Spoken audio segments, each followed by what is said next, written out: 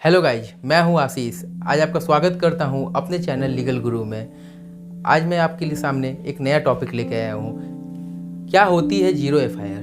Zero FIR के ऊपर बात करने से पहले हम बात करेंगे किन मामलों में दर्ज होती है एफआईआर। एफआईआर सबसे पहले ये जानना जरूरी है कि किस तरह के मामले में केस दर्ज की जाती है। अपराध दो तरह के होते हैं, असंज्ञेय अपराध, संज्ञेय अपराध। Non cognizable offence, cognizable offence. असंज्ञेय अपराध, नॉन कॉग्निजेबल ऑफेंस। असंज्ञेय अपराध मामूली अपराध होते हैं, मसलन मामूली मारपीट आदि के मामले असंज्ञेय अपराध होते हैं। ऐसे मामले में सीधे तौर पर एफआईआर दर्ज नहीं की जा सकती है, बल्कि शिकायत को मजिस्ट्रेट में रेफर किया जाता है और मजिस्ट्रेट इस मामले को आरोपी के समन जारी कर सकता है, फिर मामला शुरू होता है।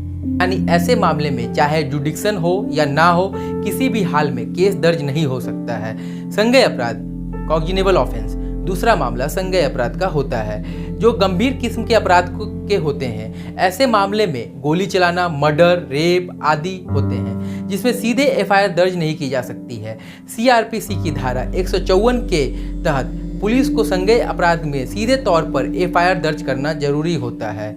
अब तो आप लोग जान ही गए होंगे कि संज्ञेय अपराध, असंज्ञेय अपराध किसे कहते हैं और असंज्ञेय अपराध में क्या होता है, संज्ञेय अपराध में क्या होता है। अब हम लोग बात करेंगे जीरो एफआईआर पे। क्या होता है जीरो एफआईआर? अगर शिकायती के साथ किया गया अपराध उस थाने के जुडिक्शन में नहीं हुआ हो जहां शिकायत लेकर शिकायती पहुंचता है, तो भी पुलिस को शिकायती की शिकायत के आधार पर केस दर्ज करना होगा।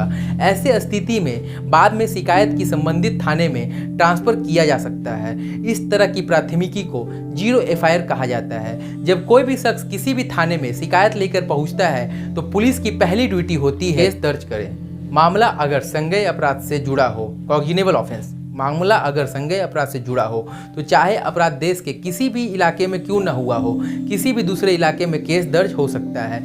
पुलिस को अपराध के बारे में सूचना देने में देरी ना हो, इसलिए जरूरी है कि उस शिकायत को दर्ज किया जाए। हाईकोर्ट के पूर्व जस्टिस आर.एस. सोढ़ी के मुताबिक सुप्रीम कोर्ट ने अपने जजमेंट में कहा था कि चाहे अपराध किसी भी इलाके में हुआ हो, पुलिस जुडिक्शन के आधार पर एफआईआर दर्ज करने से मना नहीं कर सकती है।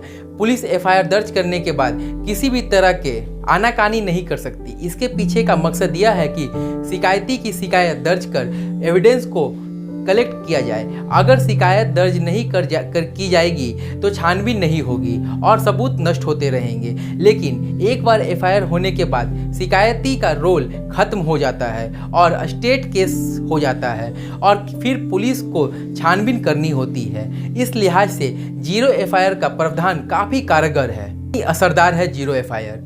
जब भी कोई शिकायत हो और मामला संज्ञेय हो तो पुलिस न सिर्फ एफआईआर दर्ज करेगी बल्कि वह शुरुआती जांच भी करेगी ताकि शुरुआती साक्ष्य मतलब एविडेंस नष्ट ना हो। पुलिस इस तरह की जांच के बाद जांच रिपोर्ट और एफआईआर को संबंधित थाने को रेफर करती है। इस प्रक्रिया को दर्ज एफआईआर जीरो एफआईआर कहा जाता है।